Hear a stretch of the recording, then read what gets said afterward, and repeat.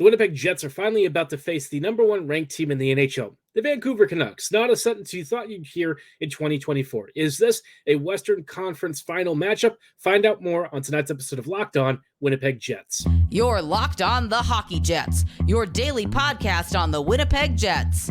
Part of the Locked On Podcast Network, your team every day.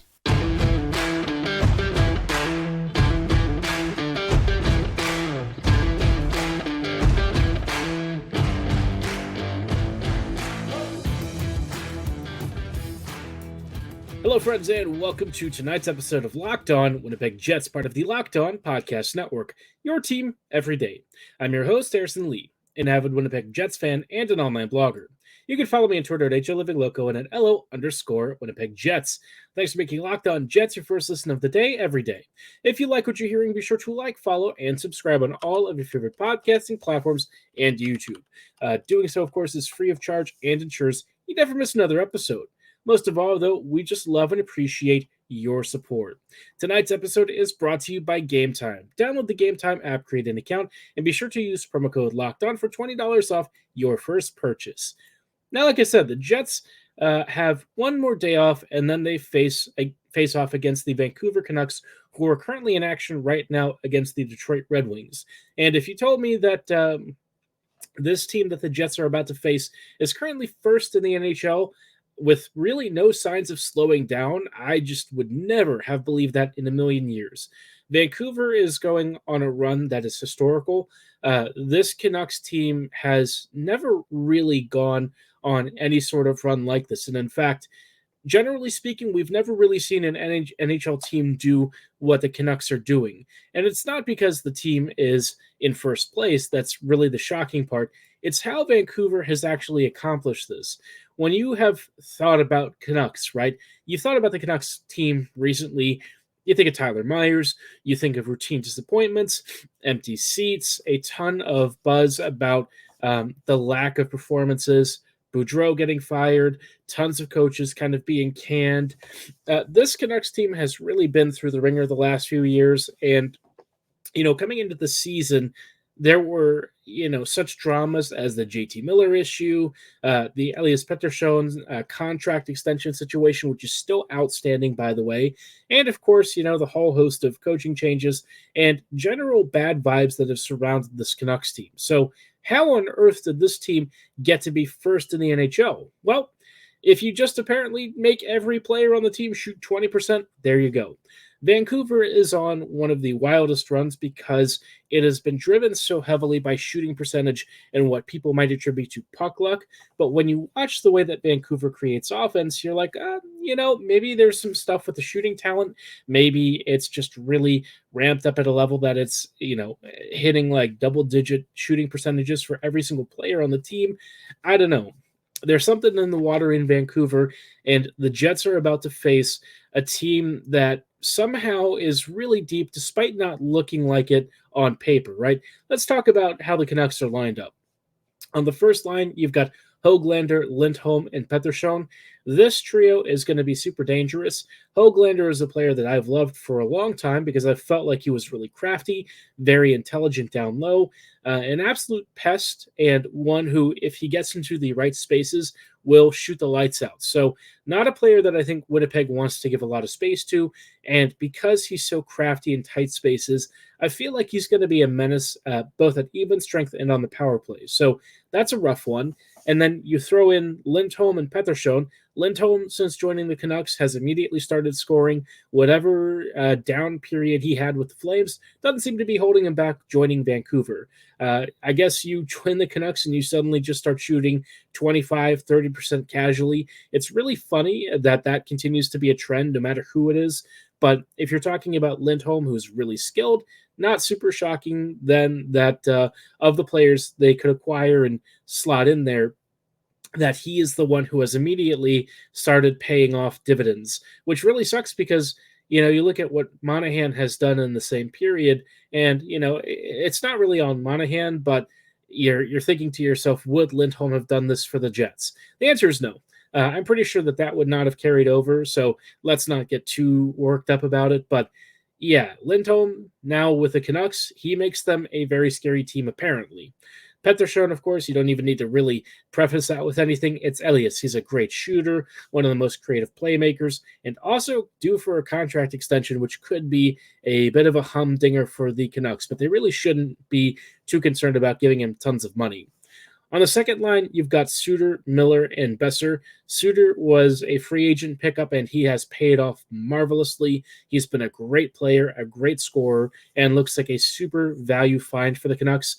Miller has really turned his image around. He was always an effective scorer, but last year, it looked like he was about to be the cancer of the locker room, and suddenly this year, he's one of their top scorers. And Brock Besser apparently has also decided that he no longer is happy with just scoring like 20 goals a season. He wants to chase the Rocket Richard. That dude is shooting the lights out. Now, he's not going to catch Matthews or anything, but the dude is on a massive scoring pace. He's been a huge proponent of their, or huge component of their 5v5 offense, and it's just nice to see Brock, who was always touted as this magical sniper, actually live up to it now. Perhaps at a level that I don't think anyone even thought was possible at this stage in his career. You move on to the bottom six, and you've got Mikheyev, Bluger, and Garland playing together, which is a really underrated, savvy, and skilled third line with some edge. Obviously, Garland is a player that we've talked about in the past as perhaps being a Jets target.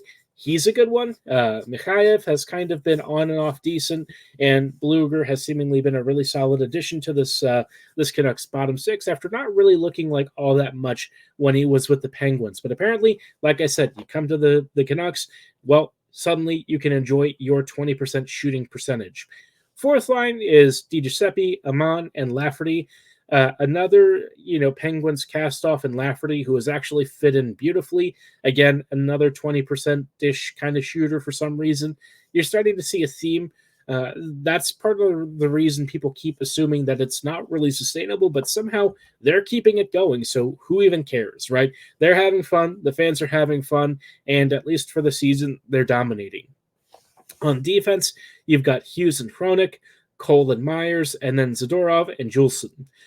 You can tell that past the first pairing, this blue line's not great, but it hasn't really mattered because the forwards keep scoring. And when you've got Demko in net, he's been really good at backstopping this unit. So overall, Hughes putting on a Norris caliber season. Hronik has also been a really cheap and really good acquisition who has more than punched above his weight.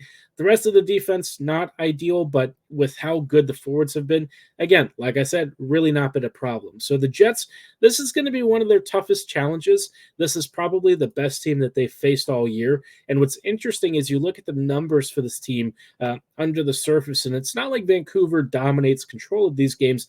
They just somehow can't seem to stop scoring. So even if the Jets have the edge in expected goals or scoring chances, Winnipeg might really struggle if they can't figure out how to increase their team's shooting percentage as a whole. Because, one goal against the Sharks, not ideal. Not scoring more than a couple of goals per game in the last several games, not going to be ideal against the Canucks, especially on the road.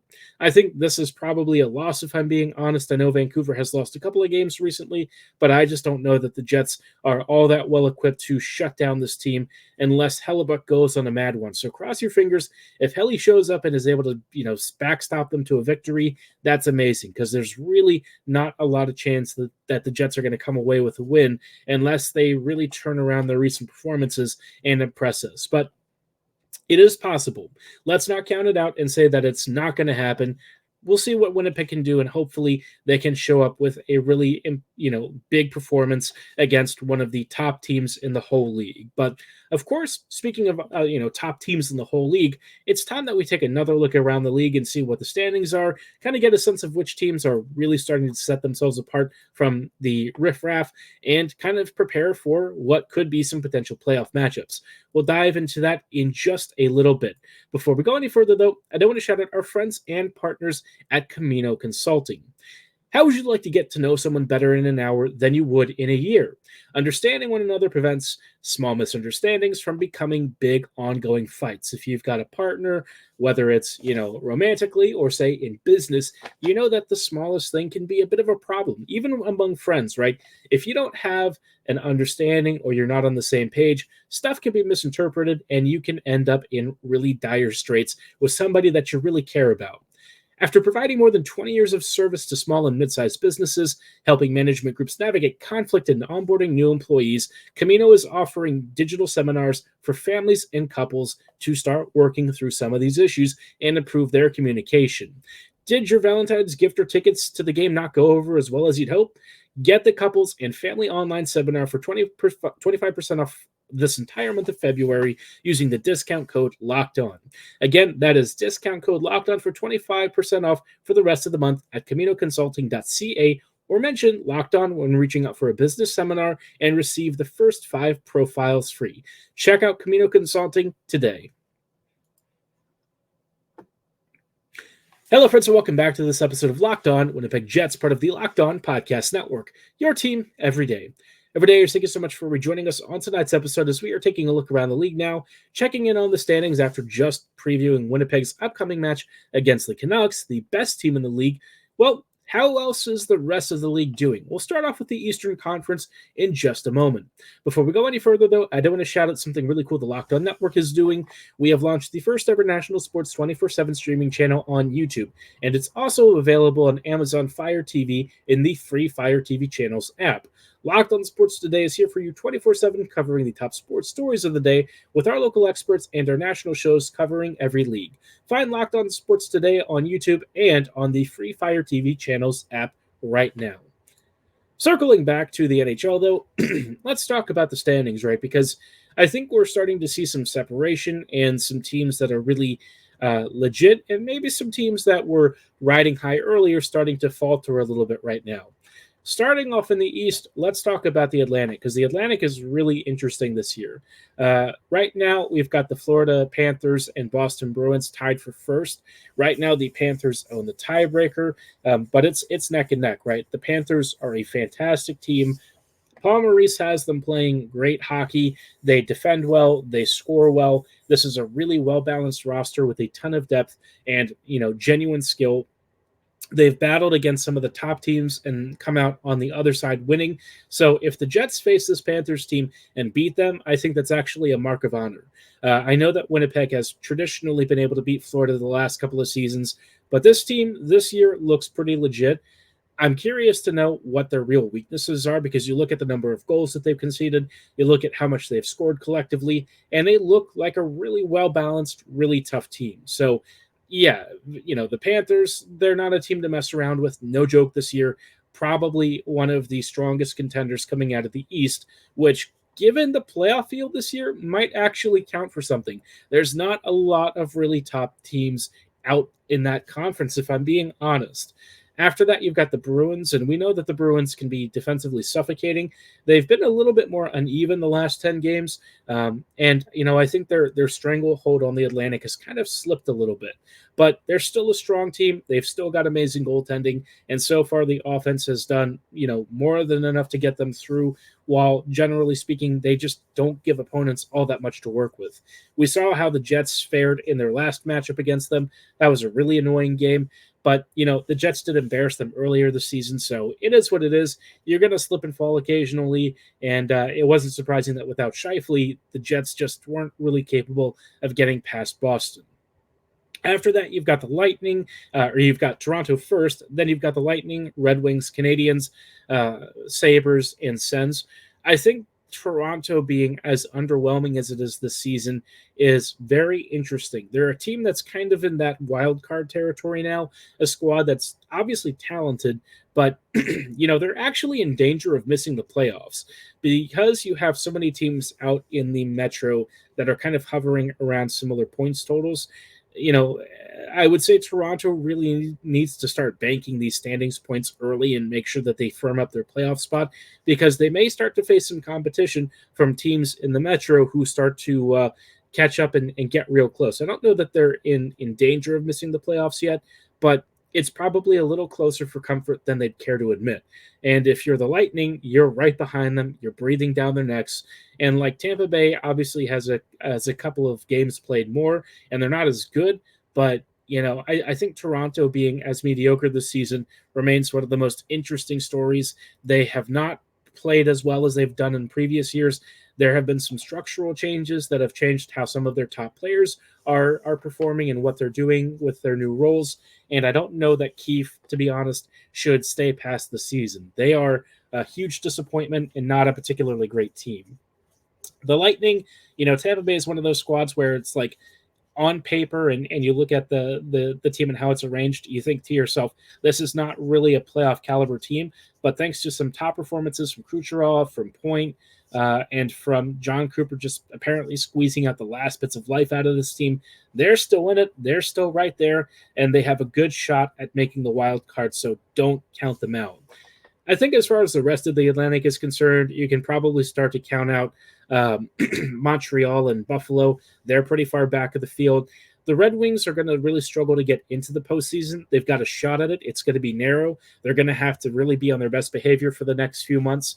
But they have a shot. It's going to be really, really hard, though, because they're going to have to deal with probably one of the Devils or the Islanders who – they're not great teams necessarily out in the Metro, but they might be able to do enough to steal one of those wild card spots and push them out in the future. So speaking of the Metro is one of those weird divisions where I just feel like it's really mediocre, but there's enough there that's going to be annoying for a team that has to face any of these squads in the playoffs.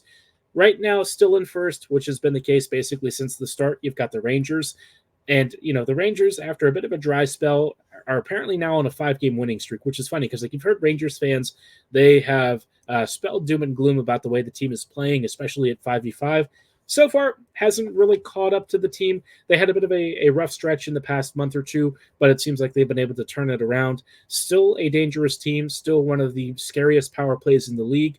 And, their top 6 right now is having to do a lot of heavy lifting. We'll see how long it lasts. After that, you've got Carolina and Philadelphia. Both of these teams are not teams that I'm particularly concerned about. The Canes are decent, but we've seen the limitations of Rod Brind'Amour hockey. This squad doesn't have a lot of crazy high-end shooting talent, and the way that they create offense is really through high volume stuff, and that can kind of mask some of the lack of danger. So they're definitely a playoff team and a quality squad, but perhaps not one that I'm super concerned about. You've got the Flyers too. Philadelphia probably needs to start selling here pretty soon, but they're also in that weird spot of being third in the Metro where, justifiably you could understand why they might think they have a shot at the playoffs, not necessarily at making it, but actually going on some sort of a run here in the first round or two. I just don't think they're good enough to go all that far in the playoffs, and I think if they don't start to consider selling here in the near future, they could find themselves in some rough straits down the road. After that, you've got the Devils, Islanders, Caps, Penguins, and Blue Jackets. What's funny is from the Devils to the Penguins, there's only about 5 points splitting all 4 teams, but that can kind of feel like a bit of an insurmountable hurdle at this time of year. I think, the Penguins maybe have some of the best potential to try and climb back into this, but given the fact that they've gone 3-5-2 in their last 10, the vital signs are fading, and I think they're a team that's probably going to miss the playoffs. They also probably have to sell, and they just lost Jake Gensel for a month. So things are not looking great there. The Devils and Islanders, the Devils, everyone knows that the goaltending has been a huge problem. I don't know if it's going to turn around at any point, but it's really their one Achilles heel. They've had a decent team otherwise at 5v5. They've got a really solid power play, but man, they are just they don't get enough saves, and that is pretty devastating if you're a Devils fan because you can tell that this team really should be better. But you look at both divisions in the East, and you just think to yourself that there's not really all that many teams that stand out. So I feel like if any season you could really clearly call a Western Conference champion, it's probably going to be this year. But I guess on the flip side, if all the Western Conference teams beat the crap out of each other and the team that makes it to the Stanley Cup Finals is on its last legs, maybe the East has a chance. That could be a thing. I don't know if I necessarily believe that's going to happen, but we'll talk about the Western Conference and who might emerge out of that group in just a moment. Before we go any further, though, I do want to shout out our friends and partners at Game Time. When it comes to buying tickets, we all know how annoying it can be. Hidden fees. We often find ourselves in seats that aren't exactly what we thought we were buying. And, the seat views aren't great and all of that stuff. It's just not a fun experience. Game Time knows the struggle, and they want to give you the best and easiest experience possible. They offer incredible things like last-minute deals, flash sales, and they can also give you an in-venue seat view, so you're actually getting a good sense of what you're paying for. If you're going to drop a few hundred on a major concert or a sporting event, you got to make sure you can actually see what you're there for. So go with Game Time. You can also get some great stuff like a lowest price guarantee, event cancellation protection, and so much more. Game Time knows that you don't want to spend all this money and find yourself up the creek without a paddle if something goes wrong. They want to make it easy, they want to make it convenient, and they want to take the guesswork out of buying tickets. So go with Game Time, download the Game Time app, create an account, and be sure to use promo code LOCKEDON for $20 off your first purchase. Terms apply. Again, create an account and redeem code LOCKEDON for $20 off. Download Game Time today. Last minute tickets, lowest price guaranteed. Hello, friends, and welcome back to these closing thoughts on tonight's episode of Locked On Winnipeg Jets, part of the Locked On Podcast Network. Your team every day. Every day, thank you so much for rejoining us as we are checking in on some of the standings around the league. And it's been a bit of a strange season for a lot of teams. I think this year, there's just not that many strong teams out west. And I'm looking around, and I'm kind of struggling, out east, and I'm looking out at the Western Conference, and that's where I really feel like the Stanley Cup champion is going to emerge out of. This is a battle-tested conference, and some of the best teams in the league sit in these two divisions. So let's start off with the Central. The Central is super competitive this year. You've got a ton of great teams, with the Jets being among them, and also Winnipeg has actually played among the fewest games in the Western Conference, and yet, despite that, still sits third in the Central at 69 points. Ahead of them are Dallas and Colorado. Colorado's been on a little bit of a rough streak, similar to what the Jets are, kind of enduring. Dallas, though, has been on a mad heater. They just obliterated Nashville, I think it was, something like 9-2. Yeah, that's a pretty ridiculous scoreline. That Stars team, man, they're the ones that I would say genuinely scare me. If you're talking about a team that has the consistency and skill to be a serious problem in the playoffs, and one that the Jets haven't beaten this year, Dallas is probably, for me, one of the top teams. The Avs are still really good. I think that they have some serious depth problems, though, and at some point, I just think the magic of what they do is going to start to slow down. They've blown some big leads. They've struggled to kind of maintain some of that top-end defensive cohesion, and similar to how the Jets were in previous years, there's some locker room tension that still hasn't gone away. So something to keep an eye on. For the Jets, I think Winnipeg's biggest concern right now is really in the goals for department. Goals against, they are the best team in the league, and I don't know that there's anyone who's really close to conceding as few goals as the Jets have. I think the closest is like the Florida Panthers, and even they've conceded at least like 10 or so more goals than Winnipeg has. The Jets have just really limited the damage against, and that's probably super helpful because offensively, Winnipeg has one of the lower goal totals in the whole league. They've only scored around 152. That's pretty low as a team, so I think when we're looking at the trade deadline, the Jets are going to potentially want to add some finishing talent. But aside from that, you've got the Blues, the Preds, the Wild, the Yotes, and the Hawks. I would say St. Louis has a shot at making the postseason in a wild card spot. I think the rest of the division is starting to slide a little bit further back. And because you've got a couple of pretty decent teams out in the Pacific that are hovering a little bit higher in the standings and points totals, squads like Nashville and Minnesota just don't really have a great chance of squeezing in. There's definitely a chance that they do get in, but given how both of those teams have played recently, the Wild have been doing a lot better, but it's probably, at a point where it's too little too late, and I don't know if making the playoffs is even worth it for them. So some tough calls there. Nashville will probably sell. I don't know what the Wild will do because they're a mediocre team, but they've hovered around this position for years now. Maybe they still try and squeeze something out of this team. The division everyone is probably focused a little bit on is the Pacific because you've got Vancouver leading the way, for everyone league-wide at 78 points. And then you've got Vegas, Edmonton, and LA kind of hovering within around 8 points of one another, which is actually a pretty noticeable gulf. The Knights, despite all of the issues that they've had this year, are still on a pretty good recent run of form, and they're still a very strong and dangerous team. So, come playoff time, you know what you're getting with this team. They're dangerous. They're annoying. You get tired of seeing them be so good on a consistent basis. They're just built to win, and it seems like it's really hard to shut them down, even though they're still without Eichel for apparently multiple weeks at a time. So whatever it is that's in Vegas's water, man, it's just tough to put them down, and they're a team that you just never really can feel comfortable counting out.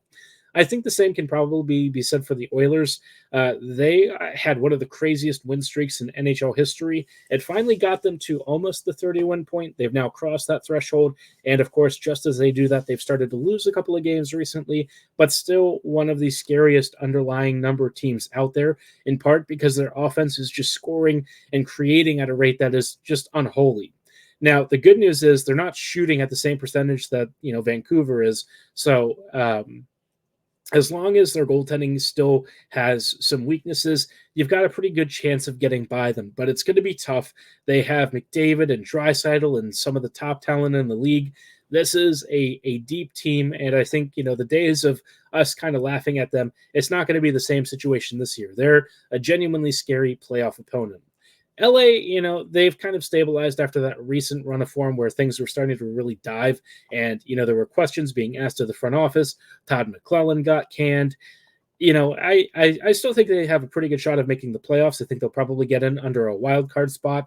But, if you're the Kings, you're probably not comfortable with the idea that you're going to have to fend off one of Nashville and Minnesota, considering that they haven't exactly had a top form, right? The Kings are sort of just a mediocre team right now. Things haven't really been going in as often, even though, generally speaking, they're still creating a decent number of chances. But, yeah, the finishing has kind of stagnated a bit. The Kraken, Flames, Ducks, and Sharks are at this point at a level where they're okay in some capacity. Like the Flames and Kraken could conceivably go on a run and end up in a wild card spot. I just don't think either team is good enough to do that.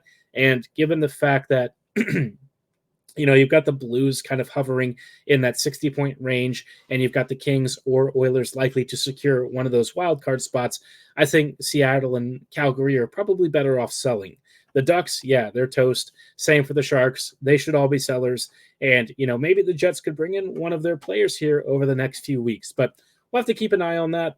As it is, obviously it's really tough to get a sense of what the top teams are. But I think we're looking at, Vancouver, Dallas, the Panthers. And I think the Jets have a shout with a couple of additions, right? Winnipeg needs some things to go right, but but they still have room to add, and they still have some potential internal improvements that they could make, plus the best goalie in the league playing out of his mind and having a career year. So a lot to like if you're a Jets fan, maybe some things that are a little bit concerning for the longer term, but let's hope that Winnipeg can sort those out before we get to the playoffs. Now, in future episodes, I think tomorrow I want to talk about one particular longer-term problem that the Jets may face here pretty soon, plus, some general feedback on Winnipeg's recent run of form and what could change in the final 30 or so games for the season. But for tonight's episode, that is going to be all the time that we have. I thank you so much for making Locked On Jets your first listen of the day, every day. Be sure to tune in tomorrow for more Winnipeg Jets coverage, so don't go anywhere. Like, follow, and subscribe. And as always, thank you so much for listening. Have a great night, and go Jets go.